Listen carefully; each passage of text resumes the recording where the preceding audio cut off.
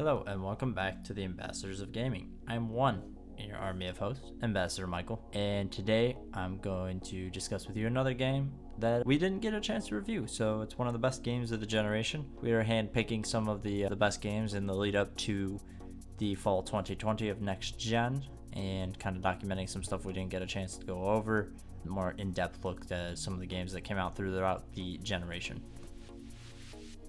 Today's game is Persona 5.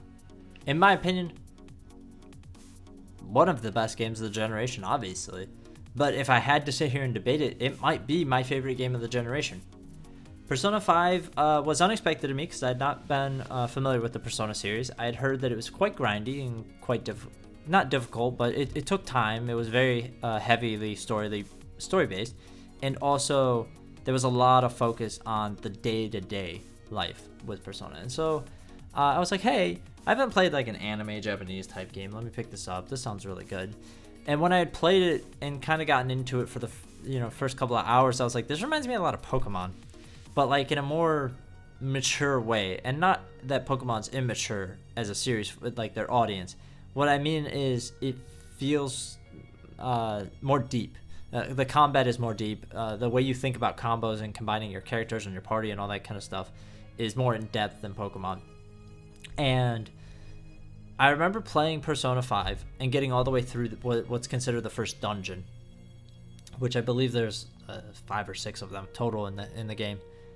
And after I had completed the first dungeon, I think it took me about 15 to 20 hours because I was being real cautious and grinding and making sure I was not dying and all this kind of stuff.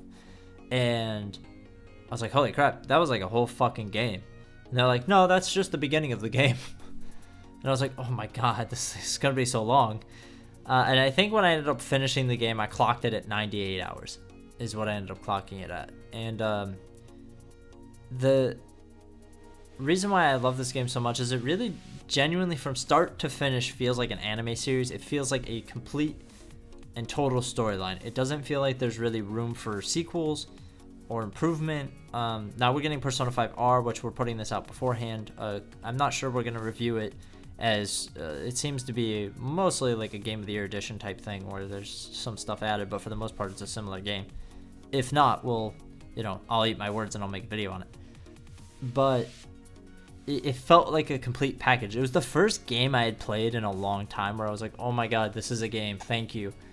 It's just a full, complete game, and it's fun from start to finish.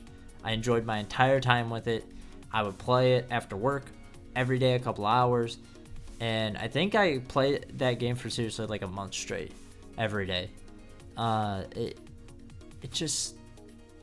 hit me in a way that a lot of games haven't this generation, and it hit me in a way of storytelling and just this group of friends that are going up against these terrible people who are doing awful things to them and to others, and then really going about it in this anti-hero type way of like, we know what we're doing isn't necessarily the best way to do it, but something's got to get done. And that always kind of resonates with me as a person. Those are the kind of vibes I like. This is kind of story stuff I like to deal with because I'm very anti-power, anti-corruption, all that kind of stuff. And so it resonated with me very deeply, and I remember speaking with some people about it, and one of the big turns off for some people is it being an anime type high school series. And I really don't think that should deter you from playing this game because the way that they go about it is very much in a mature way. So the story is a little bit anime, a little bit Japanese, but it's not too much where it alienates you as an American or somebody in Western culture. If you're a little bit familiar with Japanese culture, as I assume most gamers are at this point.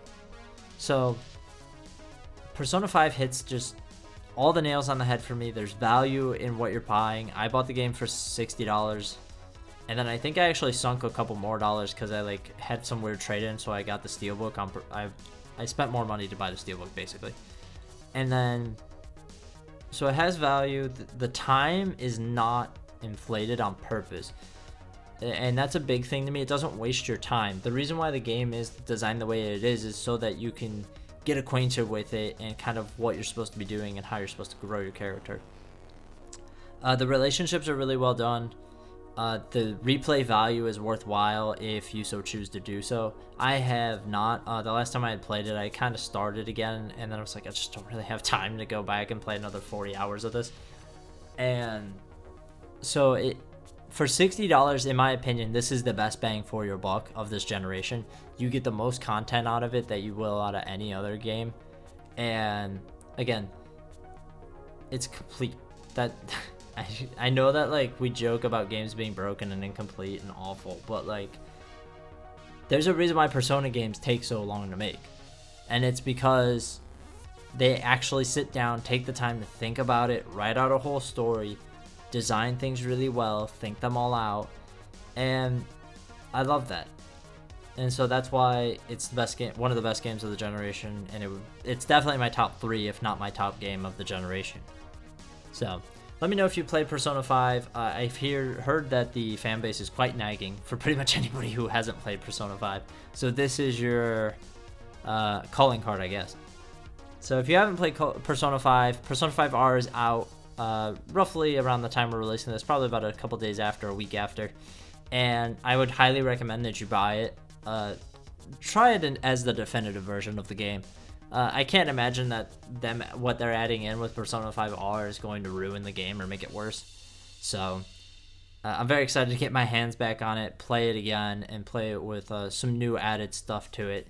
So until next time, friends, let us know what you think. Please like, share, subscribe, all that kind of stuff. Also, we have a Patreon if you would like to subscribe and get some extra content, exclusives, all that kind of stuff. We have some good stuff going on over there.